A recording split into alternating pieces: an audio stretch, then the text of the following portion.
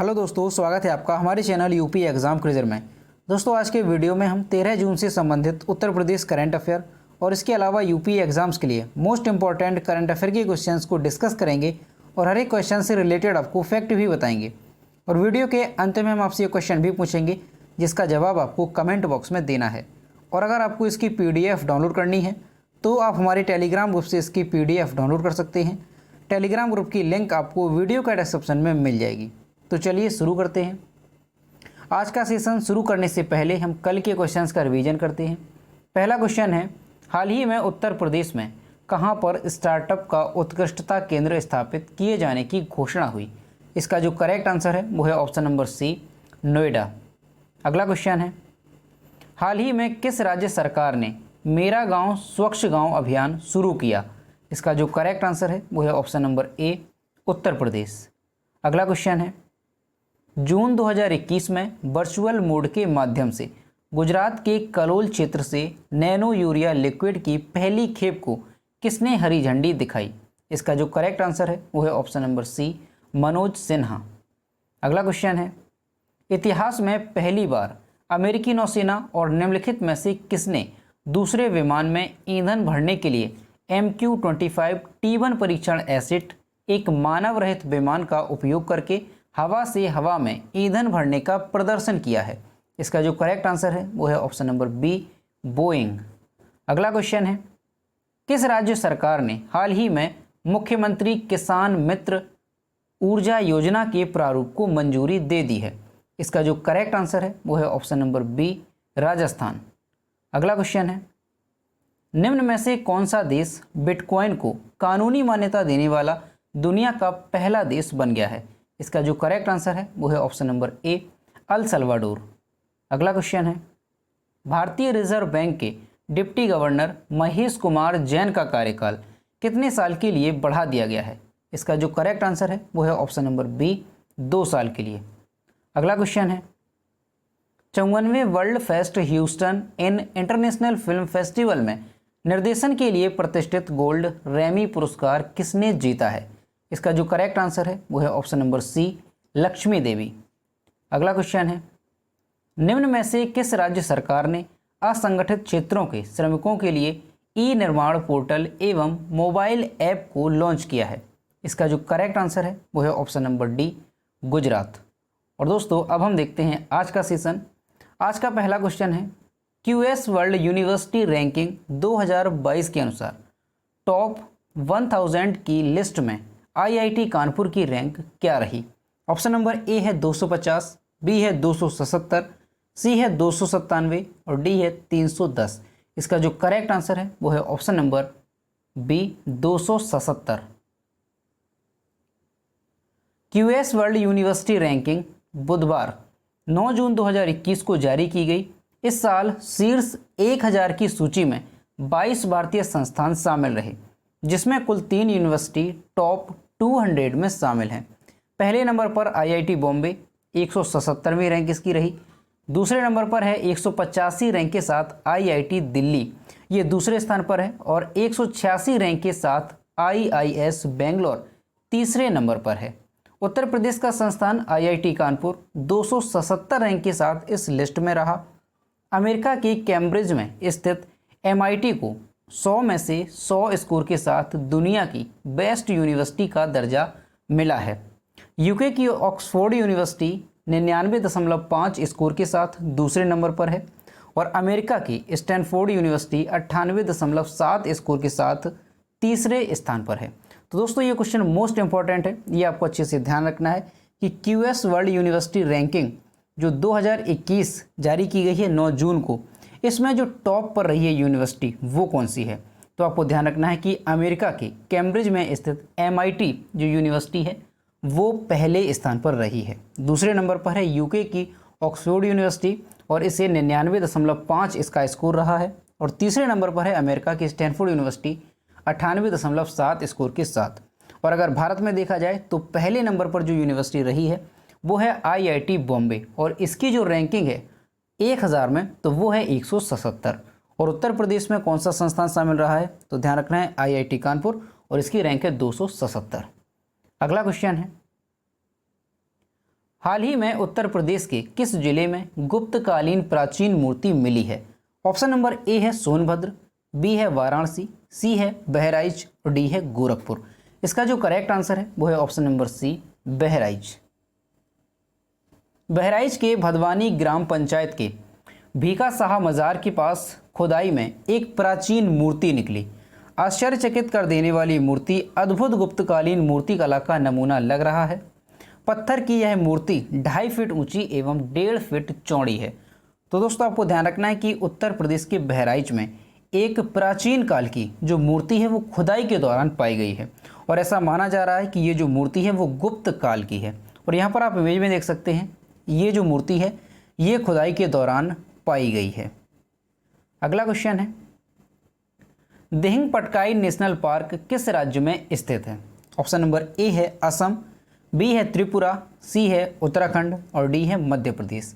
इसका जो correct answer है वो है ऑप्शन नंबर ए, असम। असम सरकार ने दिहिंग पटकाई को नेशनल पार्क के रूप में अधिसूचित किया है। यह असम का 7वां नेशनल पार्क होगा। 234.26 वर्ग किलोमीटर में फैला यह पार्क हाथियों का मुख्य निवास स्थान है। यहाँ तितलियों की 310 प्रजातियाँ देखी गई हैं। यहाँ बाघ एवं तेंदुए सहित स्तनधारी एवं सरीसृपों की 47 प्रजातियाँ पाई जाती हैं। नेशनल पार्क के मामले में असम अब देश में 3रे स्थान पर है। तो दोस्तों आपको ध्यान रखना है कि असम सरकार ने जो दिहिंग पटकाई नेशनल पार्क है उसे नेशनल पार्क के रूप में अधिसूचित किया है और ये जो है दिहिंग पटकाई ये असम का 7वां नेशनल पार्क होगा। ये भी आपको ध्यान रखना है। और अभी हाल ही में कुछ दिन पहले असम सरकार ने एक 6वां नेशनल पार्क जो बनाया था वो कौन सा था? तो रायमोना नेशनल पार्क। आपको ध्यान रखना है कि असम सरकार ने अभी कुछ दिन पहले ही रायमोना नेशनल पार्क जो है वो 6वां राज्य का नेशनल पार्क घोषित किया था और अब जो है 7वां नेशनल पार्क बना दिया गया है। तो ये भी आपको ध्यान रखना है, कौन सा? दिहिंग पटकाई। और दोस्तों अगर नेशनल पार्क की बात की जाए तो मध्य प्रदेश में सबसे अधिक नेशनल पार्क हैं। कितने हैं मध्य प्रदेश में? तो आपको ध्यान रखना है कि मध्य प्रदेश में हैं 12 नेशनल पार्क। और दूसरे नंबर पर कौन सा है? तो दूसरे नंबर पर है अंडमान निकोबार द्वीप समूह और यहाँ पर जो नेशनल पार्क की संख्या है वो कितनी है? तो 9 यहाँ पर नेशनल पार्क की संख्या है। और तीसरे नंबर पर हो गया है अब असम, जिसमें 7 नेशनल पार्क हो जाएंगे। अगला क्वेश्चन है, हाल ही में किसने दुनिया की सबसे लंबी अंडर सी केबल बनाने की घोषणा की है? ऑप्शन नंबर ए है रिलायंस, बी है एयरटेल, सी है माइक्रोसॉफ्ट और डी है गूगल। इसका जो करेक्ट आंसर है वो है option number D, Google. Google ने घोषणा की कि वह दुनिया की सबसे लंबी अंडर सी केबल बना रहा है। इस केबल का नाम द फेरमिना केबल है। यह अमेरिका एवं अर्जेंटीना को जोड़ेगी और इसके साथ ही यह केबल ब्राज़ील एवं उरुग्वे में भी जाएगी। इस केबल का नाम ब्राज़ील की लेखक मारिया फेरमिना डॉस रीस के नाम पर रखा गया है। इसका मकसद दक्षिण अमेरिका में इंटरनेट कनेक्टिविटी को बढ़ाना है। तो दोस्तों आपको ध्यान रखना है कि दुनिया की सबसे लंबी अंडर सी केबल जो है वो कौन बना रहा है? तो गूगल ने यह घोषणा की है कि वह दुनिया की सबसे लंबी अंडर सी केबल बनाएगा। और इस केबल का नाम क्या रखा गया है? तो द फेरमिना केबल इसका नाम है। अब दोस्तों अगर गूगल की बात करें तो गूगल की स्थापना कब हुई थी? तो आपको ध्यान रखना है कि गूगल की स्थापना हुई थी 4 सितंबर 1998 को। 4 सितंबर 1998 को गूगल की स्थापना हुई थी। और इसकी स्थापना हुई कहाँ पर थी? तो मेलो पार्क। कहाँ पर? ध्यान रखना है, मेलो पार्क कैलिफोर्निया में जो है गूगल की स्थापना हुई थी। और ये जो गूगल है इसका हेडक्वार्टर कहाँ पर है? तो कैलिफोर्निया में ही इसका हेडक्वार्टर है, यूनाइटेड स्टेट में। और दोस्तों इसकी स्थापना की किसने थी? तो उनका नाम भी आपको ध्यान रखना है। तो गूगल की स्थापना की थी लैरी पेज और सर्गी ब्रिन ने। ठीक है, 2 व्यक्ति हैं, इनके नाम आपको अच्छे से ध्यान रखना है, लैरी पेज और सर्गी ब्रिन। अगला क्वेश्चन है, यूके एशियन फिल्म फेस्टिवल में किसने सर्वश्रेष्ठ अभिनेत्री का पुरस्कार जीता? ऑप्शन नंबर ए है जैकलीन फर्नांडिस, बी है तिलोत्तमा सोम, सी है रिया चक्रवर्ती और डी है दीपिका पादुकोण। इसका जो करेक्ट आंसर है वो है ऑप्शन नंबर बी, तिलोत्तमा सोम। भारतीय अभिनेत्री तिलोत्तमा सोम यूके एशियन फिल्म फेस्टिवल में सर्वश्रेष्ठ अभिनेत्री का पुरस्कार जीता। तिलोत्तमा सोम ने गौतम घोष के निर्देशक में बनी फिल्म का राहगीर द वेफेयर्स के लिए यूके एशियन फिल्म फेस्टिवल में सर्वश्रेष्ठ अभिनेत्री का पुरस्कार दिया गया है। यूके एशियन फिल्म फेस्टिवल 2021 का यह 23वां संस्करण था, जिसमें गौतम घोष को सर्वश्रेष्ठ निर्देशक का पुरस्कार दिया गया है।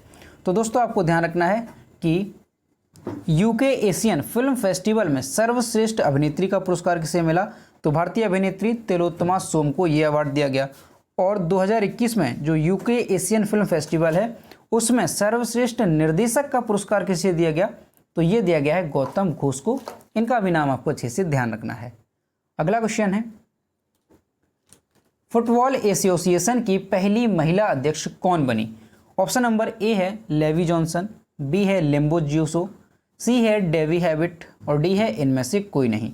इसका जो करेक्ट आंसर है वो है option number C, Debbie Hewitt. पूर्व आरएसी प्रमुख डेवी हैविट को फुटबॉल एसोसिएशन इंग्लैंड की पहली महिला अध्यक्ष के रूप में नियुक्त किया गया है।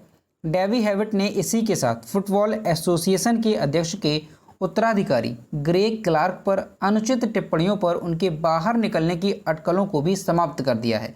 वर्ष 2018 में फुटबॉल एसोसिएशन ने इनकी अध्यक्षता में परस्यूट ऑफ प्रोग्रेस पहल की भी शुरुआत की थी। तो दोस्तों आपको ध्यान रखना है कि फुटबॉल एसोसिएशन की पहली महिला अध्यक्ष के रूप में किसे नियुक्त किया गया है, तो डेवी हैविट को पहली महिला अध्यक्ष के रूप में नियुक्त किया गया है।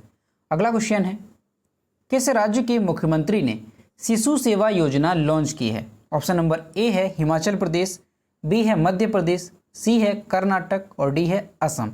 इसका जो करेक्ट आंसर है वो है ऑप्शन नंबर डी, असम।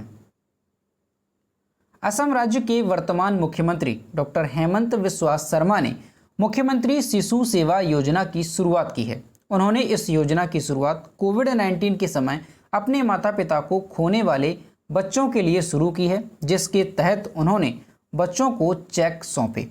24 वर्ष की आयु तक बच्चों के बैंकों में 3,500 प्रति महीना की राशि दी जाएगी और इस योजना के अंतर्गत बच्चों के खातों में 7,81,200 रुपये जमा कराई गई। तो दोस्तों आपको ध्यान रखना है कि मुख्यमंत्री शिशु सेवा योजना ये किस राज्य सरकार ने शुरू की है, तो ये असम राज्य सरकार ने शुरू की है। अब यहाँ पर असम की बात है तो असम के बारे में जानते हैं। ये है मैप में असम। असम की कैपिटल है दिसपुर। असम के चीफ मिनिस्टर हैं हेमंत बिस्वा शर्मा और असम के गवर्नर हैं जगदीश मुखी। और दोस्तों असम में जिलों की संख्या कितनी है, तो असम में जिले हैं 33 और असम में लोकसभा सीटों की संख्या है 14 और राज्यसभा सीटों की संख्या है 7। तो ये भी आपको ध्यान रखना है। अगला क्वेश्चन है, किसे प्रतिष्ठित ग्रीन परन्योर अवार्ड 2021 से सम्मानित किया गया? ऑप्शन नंबर ए है डॉक्टर चारू खोसला, बी है दिनेश अग्निहोत्री, सी है विकास सिंह और डी है इनमें से कोई नहीं। इसका जो करेक्ट आंसर है वो है option number A, doctor Charu Khosla. Chitkara university Punjab की assistant dean doctor Charu Khosla को पंजाब सरकार के सहयोग से फिक्की द्वारा आयोजित प्रतिष्ठित ग्रीन परन्योर अवार्ड 2021 से सम्मानित किया गया। ग्रीन परन्योर अवार्ड 2021 अमृतसर के ऊर्जा प्रबंधन, जल प्रबंधन, अपशिष्ट और सामग्री उत्पादन में स्थिरता लाने वाले उद्यमियों को सम्मानित करने के लिए दिया गया है। डॉक्टर चारू खोसला बीवी ऊर्जा प्राइवेट लिमिटेड के संस्थापक हैं, जिसे चितकारा विश्वविद्यालय द्वारा इनक्यूबेट किया गया था। तो दोस्तों आपको ध्यान रखना है कि जो पंजाब की असिस्टेंट हैं डॉक्टर चारू खोसला, उन्हें जो है फिक्की द्वारा आयोजित प्रतिष्ठित ग्रीन परन्योर अवार्ड 2021 से सम्मानित किया गया है। अगला क्वेश्चन है, यूएस महिला ओपन गोल्फ टूर्नामेंट किसने जीता? ऑप्शन नंबर ए है जेनी लिटरवो, बी है यूका सासो, सी है जिनरोस लिवो और डी है इनमें से कोई नहीं। इसका जो करेक्ट आंसर है वो है option number B, Yuka Saso. Yuka Saso playoff ने यूएस महिला ओपन गोल्फ टूर्नामेंट का खिताब जीता। उन्होंने यह खिताब नासा हाताओका को हराकर जीता है। इसी के साथ यूका सासो प्लेऑफ अमेरिकी महिला गोल्फ ओपन का खिताब जीतने वाली दूसरी फिलीपींस की किशोरी भी बन गई हैं। तो दोस्तों आपको ध्यान रखना है कि यूएस महिला ओपन गोल्फ टूर्नामेंट का खिताब किसने जीता है, तो ये जीता है यूका सासो ने। अगला क्वेश्चन है, किस कंपनी ने लॉ स्टूडेंट्स के लिए टेक स्कॉलर्स प्रोग्राम लॉन्च किया? ऑप्शन नंबर ए है फेसबुक, बी है सैमसंग, सी है ट्विटर और डी है गूगल। इसका जो करेक्ट आंसर है वो है option number A Facebook. Social networking platform Facebook ने लॉ स्टूडेंट्स के लिए टेक स्कॉलर्स प्रोग्राम लॉन्च किया। फेसबुक द्वारा लॉन्च किए गए टेक स्कॉलर्स प्रोग्राम का मुख्य उद्देश्य भारत के लॉ विद्यालयों के छात्रों को प्रौद्योगिकी, कानून और नीति से जुड़े विषयों पर शोध और परामर्श प्रदान कर एक मंच देना है। तो दोस्तों आपको ध्यान रखना है कि सोशल नेटवर्किंग जो फेसबुक है उसने लॉ स्टूडेंट्स के लिए एक टेक स्कॉलर्स प्रोग्राम लॉन्च किया है। अब यहाँ पर अगर फेसबुक की बात करें तो फेसबुक की स्थापना कब हुई थी, तो 2004 में फेसबुक की स्थापना हुई। और इसका हेडक्वार्टर कहाँ पर है, तो इसका हेडक्वार्टर है कैलिफोर्निया में। कहाँ पर है, कैलिफोर्निया में फेसबुक का हेडक्वार्टर है। और दोस्तों इसके जो सीईओ हैं वर्तमान में वो कौन है, तो सीईओ हैं इसके मार्क जुकरबर्ग। तो इनका नाम भी आपको अच्छे से ध्यान रखना है। तो दोस्तों ये थे 13 जून से संबंधित उत्तर प्रदेश करंट अफेयर और इसके अलावा यूपी एग्जाम्स के लिए मोस्ट इंपॉर्टेंट करंट अफेयर के क्वेश्चन जो कि हमने डिस्कस किए। अब हम देखते हैं कल की वीडियो का क्वेश्चन जो हमने आपसे पूछा था। तो ये था कल का क्वेश्चन जो हमने आपसे पूछा था, हाल ही में उत्तर प्रदेश मानवाधिकार आयोग के नए अध्यक्ष के रूप में किसे नियुक्त किया गया है? इसका जो करेक्ट आंसर था वो ऑप्शन नंबर बी था, बालकृष्ण नारायण। और लगभग सभी स्टूडेंट्स ने इसके सही जवाब किए। और मैं आपसे हर रोज़ कहता हूं कि जो भी क्वेश्चन आपसे पूछा जाए तो सभी लोग उसका आंसर जरूर किया करो। तो ये है आज का क्वेश्चन, हाल ही में उत्तर प्रदेश कैडर के किस पूर्व आईएएस अधिकारी को चुनाव आयुक्त नियुक्त किया गया? ऑप्शन नंबर ए है अनूप चंद्र पांडे, बी है कमल त्यागी, सी है मोहन कुमार और डी है राज बर्मन। तो इसका जो भी करेक्ट आंसर है वो आपको कमेंट बॉक्स में बताना है। तो दोस्तों अगर आपको आज का वीडियो पसंद आया हो तो वीडियो को लाइक करें, शेयर करें और अगर चैनल पर नए हैं तो चैनल को सब्सक्राइब करना ना भूलें। तो मिलते हैं नेक्स्ट वीडियो में। Thank you.